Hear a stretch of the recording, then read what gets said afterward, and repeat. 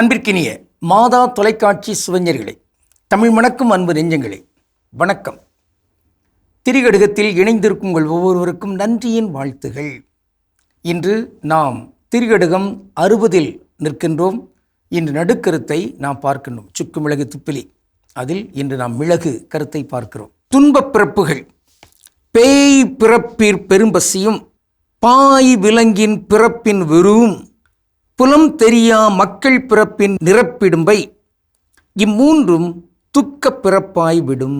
திரிகடுகம் 60. துயர் பிறப்புகளாக மாறும். பசி, அச்சம், வறுமை, இவை மூன்றும் இல்லா சூழலை நாம் இங்கு உருவாக்க வேண்டும். இன்று இரண்டாம் கருத்து, விலங்கின் அந்த பாயும் தன்மையினால் உருவாக்கப்படுகின்ற அச்சம். அதற்கு நிகரான ஒரு அச்சம். விலங்குகள் எனவே அவை ஒவ்வொன்றுமே ஒவ்வொரு இயல்பில் இயங்கக்கூடியவை. அதனால்தான் வள்ளுவர் ஒரு குறளிலே யானையையும் புலியையும் இணைத்து இப்படி அமைத்து தருவார். பரியது கூர்ங்கோட்டதாயினும் யானை வெறும் புலி தாக்குறின். அதாவது புலி தாக்குவதற்கு பாய்ந்து வருகின்ற அந்த நேரத்தில் பெரிய உருவமும் கூர்மையான கொம்புகளும் அந்த தந்தங்கள் பற்கள் கொண்டிருக்கிற அந்த யானை இந்த பாய்கின்ற புலியினுடைய அந்த வேகத்தை பார்த்து அது அச்சமடையும். இப்படி விலங்குகளை பார்த்து விலங்குகளை அச்சமடைகின்ற அந்த சூழலில் மாந்தர்களும் விலங்கு தொடர்பாக அஞ்சுகிறார்கள். இந்த அச்சம் அது விலங்கினுடைய இயல்பு. எனவே நாம் பகுத்தறிவு கொண்டு அதற்கேற்ற வகையில் செயல்பட்டு விட வேண்டும். இதுதான் நமக்கு கொடுக்கப்பட்டிருக்கிற கருத்து. அதை பார்த்தவுடன் எனக்கு அச்சமாக இருக்கு, எனவே அவற்றையெல்லாம் அழித்து ஒழித்து விட வேண்டும் என்றால் இங்கு கேடு ஒட்டுமொத்த இயற்கைக்கும் அதிலும் சிறப்பாக மாந்தர்களுக்கும் தான். ஆக ஒவ்வொரு விலங்கினுடைய அந்த இயல்புகளை நாம் அறிகிறோம். அறிந்து அதற்கேற்ற பண்பான தன்மையில் மாந்தர்கள் இங்கு செயல்பட வேண்டும். அதான் விலங்குகளுடைய அந்த இயல்புகள் மாறா. அப்படிப்பட்ட அந்த செய்தியை உள்ளடக்கி ஒரு பாட்டு உண்டு. அதாவது, காட்டுப்புலியை வீட்டில் வச்சாலும் கரியும் சோறும் கலந்து வச்சாலும் குரங்கு கையில் மாலை கொடுத்து கோபுரத்தின் மேல் ஏற்றி வைச்சாலும் மாறாதையா மாறாது, மனமும் குணமும் மாறாது. அப்படி வரும். ஆக இங்கு குரங்கு கையில் பூமாலை கொடுத்தா அது பிச்சை எறியும்.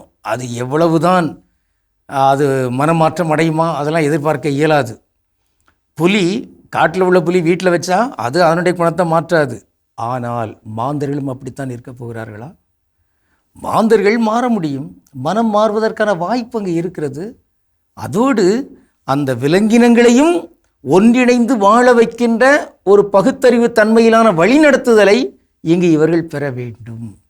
அதற்காக கடவுள் பகுத்தறிவை மாந்தருக்கு தன் சாயலால் படைக்கப்பட்ட இந்த உயிரினங்களுக்கு அவர் கொடுத்திருக்கிறார். இதை கண்டறிகிறோமா?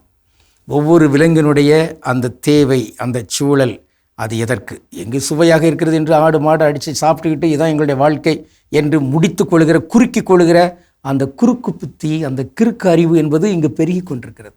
மாறாக ஒவ்வொரு விலங்கையும் அதனதன் தன்மையில் ஆய்ந்து அறிந்து பார்த்து அதற்கேற்ப இந்த உலகத்தை இன்னும் சிறப்பான ஒரு உலகமாக மாற்றுவதற்கு இங்கு நாம் உறுதி எடுக்க வேண்டும்.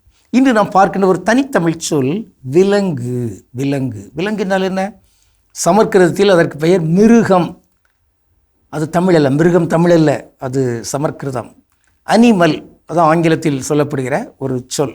தமிழில் விலங்கு அல்லது ஓர் உயிர் என்கிற வகையில் அந்த உயிர்களுக்கு பல்வேறு வகையான பகுப்புகள் இருக்கின்றன.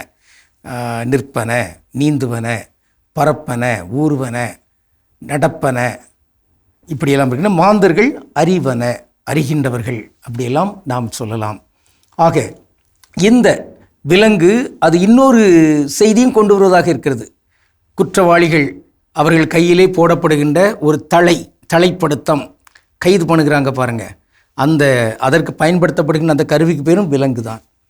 இங்கு மாந்தர்கள் விலங்குகளாக இருக்கக்கூடாது. அடிமை சங்கிலிகள் போன்று விலங்குகளை வைத்தவர்களாகவும் இருக்கக்கூடாது. உடைத்தெறிய வேண்டும். மாந்தர்கள் இங்கு எல்லா உயிர்களுக்கும் இலக்கணங்களாக திகழ வேண்டும். தங்களுடைய நற்பண்புகளால் அந்த விலங்கினங்களையும் இறையாட்சிக்குரிய உயிர்களாக கொண்டு வருவதற்குரிய முயற்சியை மேற்கொள்வோம் என்று உறுதியேற்றுக்கொண்டு, மாந்தர்கள் உயிரினங்கள் மீது அச்சம் கொண்டிருக்கும் என்பதற்காக அவற்றை அழித்தொழித்தல் அல்ல, மாறாக அவற்றை நன்முறையில் வழிநடத்துவதற்குரிய பகுத்தறை இன்னும் பல்வேறு வளர்த்து கொள்வதற்கான உறுதியேற்றுக்கொண்டு கடவுளுக்கு திருவிழமானால் மீண்டும் நாளை திரிகடுகத்தில் இணைந்து மகிழ்வோம். நன்றி, வணக்கம்.